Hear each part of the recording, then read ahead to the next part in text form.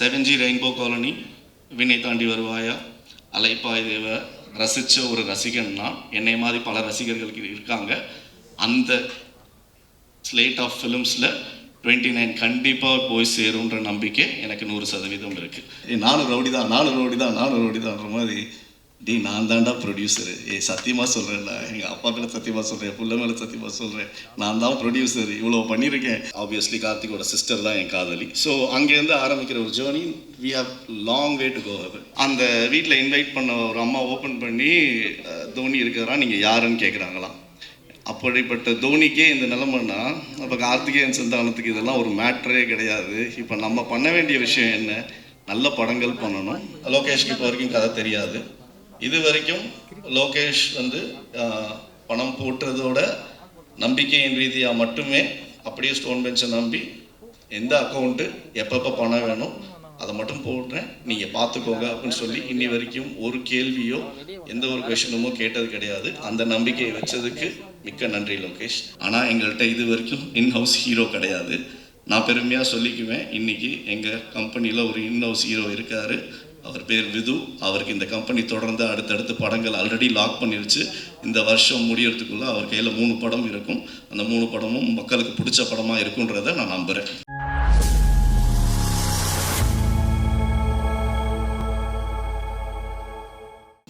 அதான் நீங்களாவது ப்ரொடியூசர்னு சொல்கிறீங்க, சந்தோஷம்.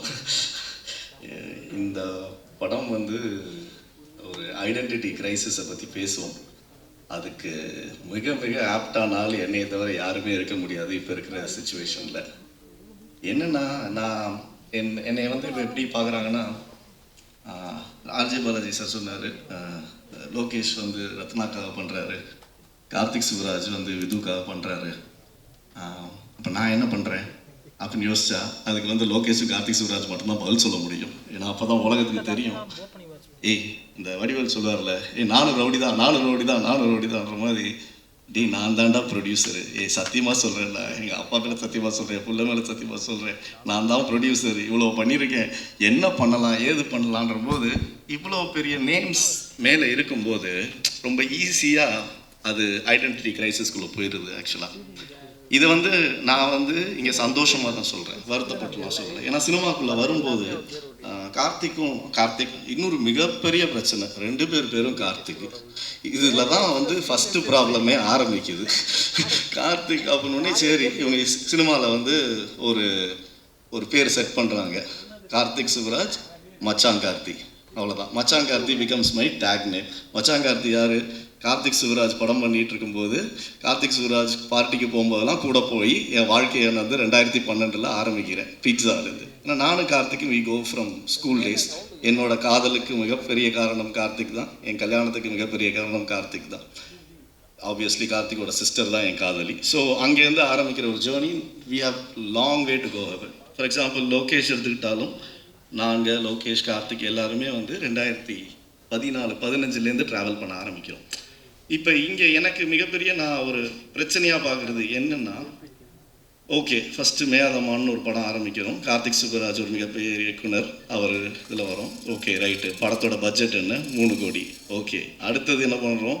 மெர்க்குரின்னு ஒரு படம் பண்ணுறோம், படத்தோட பட்ஜெட் என்ன? 10 கோடி. ஓகே, கட் பண்ணால் கண்ணன் சார் வந்திருக்காரு. Sir, I am eternally always grateful to you, Sun டிவியோட சிடிஓ. ஏன்னா அவர் அன்னைக்கு எங்களுக்கு பேட்டை கொடுக்கலன்னா இன்றைக்கி நாங்கள் எங்கே இருக்கோமோ அதோட ஆப்பர்ச்சுனிட்டி இல்லைன்றது தெரியும். அதை முடித்த உடனே என் வாழ்க்கையில் முதல் முறையாக கார்த்திகோட டிரெக்ஷனில் ரஜினி சாரோட படத்தை எக்ஸிக்யூட் ப்ரொடியூசராக எனக்கு ஒரு வாய்ப்பு கிடைக்கிது. முதல் முறையாக நான் ஒரு 100 கோடி ரூபா படம், ரஜினி சார் சம்பளம் இல்லாமல் ஒரு படத்தை எக்ஸிக்யூட் பண்ணுறேன்.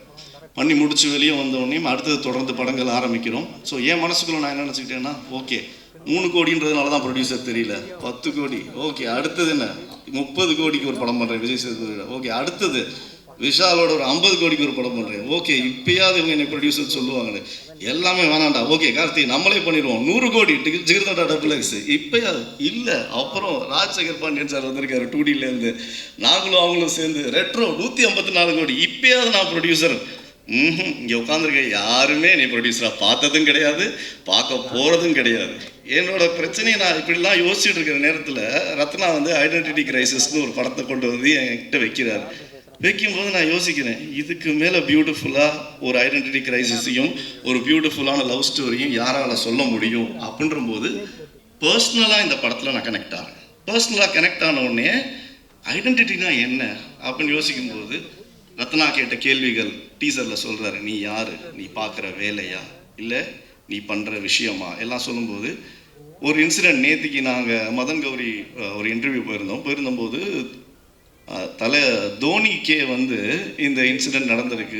ஒரு பர்டிகுலர் வீட்டுக்கு டின்னருக்கு போயிருக்காங்க. டின்னருக்கு போகும்போது அந்த வீட்டில் இன்வைட் பண்ண ஒரு அம்மா ஓப்பன் பண்ணி தோனி இருக்கிறா, நீங்கள் யாருன்னு கேட்குறாங்களாம். அப்படிப்பட்ட தோனிக்கே இந்த நிலைமைன்னா அப்போ கார்த்திகேயன் சந்தானத்துக்கு இதெல்லாம் ஒரு மேட்ரே கிடையாது. இப்போ நம்ம பண்ண வேண்டிய விஷயம் என்ன, நல்ல படங்கள் பண்ணணும், நல்ல வேலை செய்யணும், அந்த வேலைக்கான ஒரு விஷயத்தை நோக்கி ட்ராவல் பண்ணணுன்ற ஒரு முடிவு தான் எடுக்கிறோம். அப்படி எடுக்க போகும்போது இந்த படம் வருது. இந்த படத்தில் வந்து ஹார்ட்ஃபுல்லாக நாங்கள் எப்படி பார்க்குறோன்னா, இது வரைக்கும் 18 படம் ப்ரொடியூஸ் பண்ணியிருக்கோம்.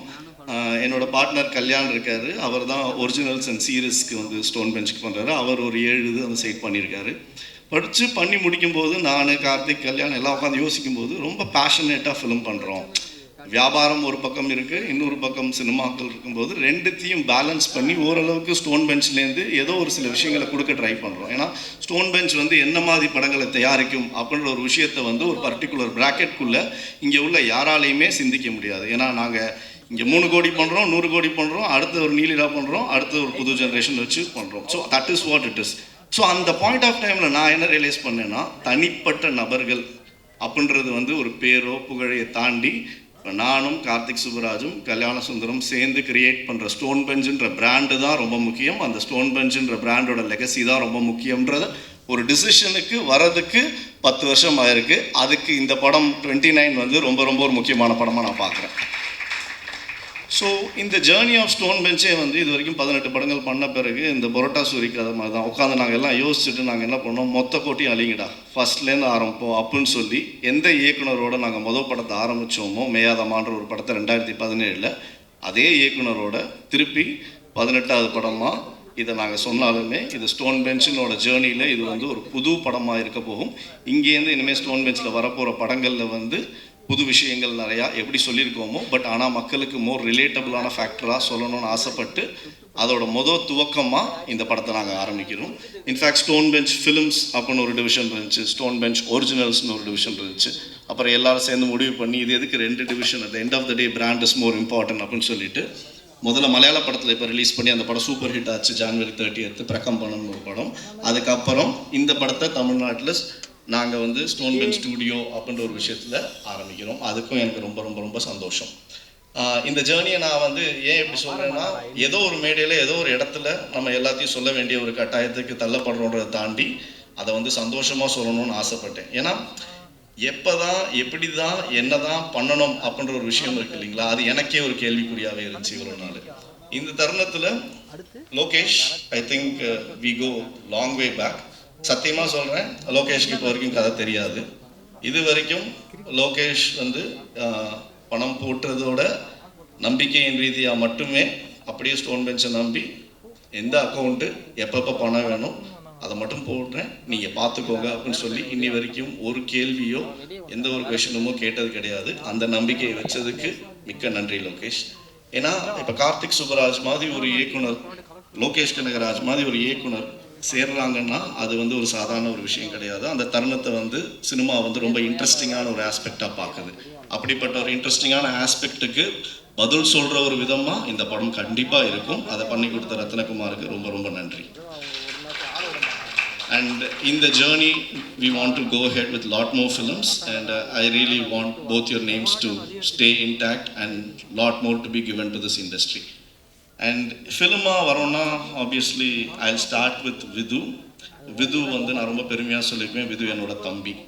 அதை வந்து ஆமாம், தம்பிக்கு அண்ணன் ப்ரொடியூஸ் பண்ணியிருக்கேன், இதுதான் உண்மை, இதில் எந்த ஒரு மாற்றமும் கிடையாது. இதை வந்து நான் பெருமையாக சொல்லிக்குவேன். திறமை யார்கிட்ட இருக்கோ அவங்களுக்கு நாங்கள் we will give them the place. விதுவுக்கு கண்டிப்பாக திறமை இருக்குது. அதை எங்கே விது ப்ரூவ் பண்ணா அப்படின்னு சொன்னோன்னா, இன்னைக்கு வந்து கார்த்திக் சுப்புராஜ் ஒரு மிகப்பெரிய இயக்குனர் வந்து அவனுக்கு ஜிகர்தண்டா XX ஒரு படத்தில் இந்த ரோல் யார் பண்ண போகிறான்னு நானும் கார்த்திக்கும் டிஸ்கஸ் பண்ணிகிட்டு இருக்கும்போது அந்த ஷெட்டானின்ற ரோல் தான் படத்தோட கோர். அந்த கோருக்கு கார்த்திக் நம்பி விதுவை கொடுக்கும்போது விது அந்த இடத்துல ஒரு நல்ல ஒரு நடிகனாக ஆரம்பிக்கிறான்.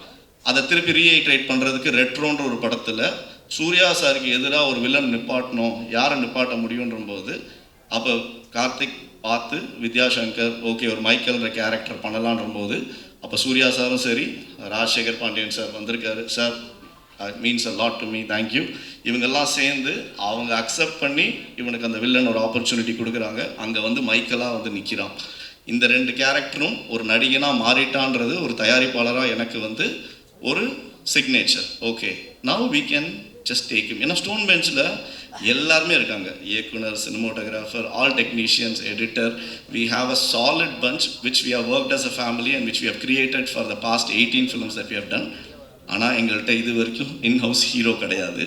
நான் பெருமையாக சொல்லிக்குவேன், இன்றைக்கி எங்கள் கம்பெனியில் ஒரு இன்ஹவுஸ் ஹீரோ இருக்கார். அவர் பேர் விது. அவருக்கு இந்த கம்பெனி தொடர்ந்து அடுத்தடுத்து படங்கள் ஆல்ரெடி லாக் பண்ணிருச்சு. இந்த வருஷம் முடியறதுக்குள்ளே அவர் கையில் 3 படம் இருக்கும். அந்த 3 படமும் மக்களுக்கு பிடிச்ச படமாக இருக்குன்றதை நான் நம்புகிறேன்.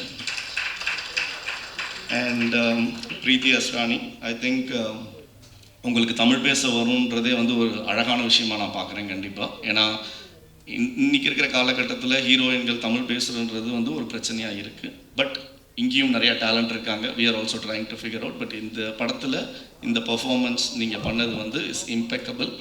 கண்டிப்பாக இந்த படத்துக்கு அப்புறம் தமிழ்நாட்டில் மக்கள் எல்லாருமே உங்களை ஒருத்தங்களாக பார்ப்பாங்க. ஏன்னா அந்த character Viji plays a very important role. And Sathya விஜின்ற ஒரு கெமிஸ்ட்ரி, ஒரு லவ் ரொம்ப சோல்ஃபுல்லாக இருக்கும். ஏன்னா 7G ரெயின்போ காலனி, வினை தாண்டி வருவாயா, அலைப்பாய் தேவ ரசித்த ஒரு ரசிகன்னா என்னை மாதிரி பல ரசிகர்களுக்கு இருக்காங்க. அந்த ஸ்லேட் ஆஃப் ஃபிலிம்ஸில் 29 கண்டிப்பாக போய் சேருன்ற நம்பிக்கை எனக்கு 100% இருக்குது. மகேந்திரன், நீங்களும் அதுதான். You know Lokesh very well, you know Karthik very well, and you know Vidhu very well. It's an opportunity for us to start working with you. நீங்கள் உண்மையிலே ஒரு திறமசாலி. All we are looking for is just one Friday. அது இயக்குனராக இருக்கட்டும், தயாரிப்பாளராக இருக்கட்டும், இல்லை நடிகராக இருக்கட்டும், we are all just one Friday away. கண்டிப்பாக உங்களுக்கு அந்த ஃப்ரைடே கூட சீக்கிரம் வந்துடும் Mahendran. All the very best. Shawn, நீங்கள் வந்து your family to us right now. இந்த படத்தில் நடந்த ஒரு முக்கியமான ஒரு விஷயமாக நான் பார்க்குறது வந்து ஷான் ரால்டன் எங்கள் ஃபேமிலிக்குள்ளே ரத்னா மூலமாக வந்ததை பார்க்குறேன். Shaan has given the soul to the film. And I'm sure that will speak volumes once after the film is released. But as a soundtrack already it has proven. But அது படமாக பார்க்கும்போது அந்த படத்துக்கு ஒரு சோல் கொடுத்துருக்காருன்னா அந்த சோல்ஃபுல் ஃபிலிம் அது கண்டிப்பாக Shawn உங்களுக்கே போய் சேரும். Thank you so much actually. And Madhesh, amazing cinematographer, no doubt about it. ரொம்ப கம்மியாக தான் பேசுவார். சம்பளத்தையே தயங்கி கேட்பார். எனக்கு ஏன்னே புரியாது. ஏன்னா நம்ம வேலை பார்க்குறவங்களுக்கு சம்பளம் கொடுக்குறது தான் தயாரிப்பாளரோட வேலை. பட் அதை தயங்கி கேட்கும்போது நம்ம கூப்பிட்டு பேச வேண்டியதாக. அப்படிலாம் இல்லைங்க, இந்த கம்பெனி நல்ல கம்பெனி, சொல்கிற நேரத்தில் எல்லாத்தையுமே செட்டில் பண்ணுவாங்க, நீங்கள் எங்கே வேணால் பேசிக்கலாம். உழைப்புக்கு ஏற்ற ஊதியம் யாராக இருந்தாலும் வாங்கணும், கேட்கணும். அதுதான் பிரின்சிபல் ஆஃப் இட். அந்த அளவுக்கு ஒரு நல்ல மனிதர். And the way you have elevated this film from a cinematography point of view is impeccable. Thank you so much. Sathish, I mean like பாவம் தூங்கவே இல்லைங்க. 2 வாரமாக அவங்க வந்து எப்படி தூங்க முடியும்? நான் பாட்டு ரிலீஸ் டேட் போட்டேன், ஓகே என் பிரச்சனை எனக்குன்ட்டு இதுதான் ரிலீஸ் டேட் சொல்லிட்டேன்.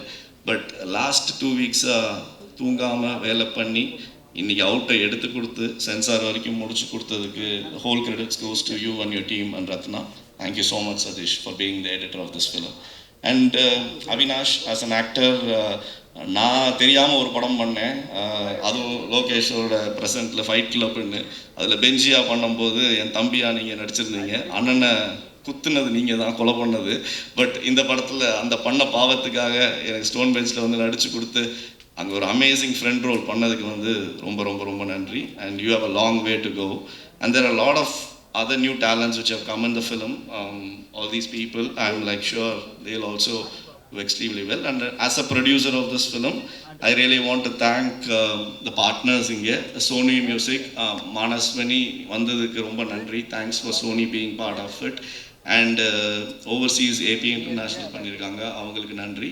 அண்ட் இந்த படத்தை தமிழ்நாட்டில் ரிலீஸ் பண்ண போகிற ஒயிட் கார்பெட் விஜய் பாண்டி அவர்களுக்கும் ரொம்ப நன்றி. அவர் சார்பாக வந்திருக்க சரவணனுக்கும் ரொம்ப நன்றி. இந்த படம் கண்டிப்பாக 30ஆம் தேதி தனுஷ் சார் படம் வருது, எல்லாரும் போய் பாருங்கள். 14ஆம் தேதி சூர்யா சார் படம் வருது கருப்பு, எல்லாரும் போய் பாருங்கள்.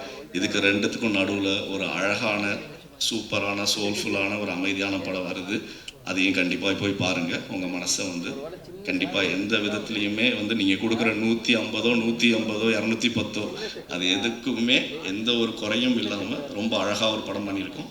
ஸோ கண்டிப்பாக பாருங்கள். I believe I have spoken about everyone. யாரையும் ரியோ நான் வந்து இந்த மேடையில் சொல்கிறேன், இட்ஸ் ஓகே. ரியோவோட நாங்கள் ஒரு படம் பண்ண போகிறோம், அதுக்கான அஃபிஷியல் அனௌன்ஸ்மெண்ட் நான் கொடுப்பேன். காலையில் 10:30 மணிக்கு அவர் நைட் ஷூட் முடிச்சுட்டு காலைல 10 மணிக்கு எனக்கு ஃபோன் பண்ணுறாரு. தலைவா எவ்வளோ மணிக்கு அப்படின்னு நான் சொன்னேன், தூங்கி அதுக்குள்ளே எந்திரிச்சிட்டிங்களா அப்படின்னு. இல்லை இப்போ தான் தூங்க போகிறேன் அப்படின்னாரு. எனக்கு மனசே கேட்கல, தயவு செஞ்சு தூங்கிடுங்க அப்படின்னேன். பட் தூங்காமல் அது கண்ணில் தெரியுது.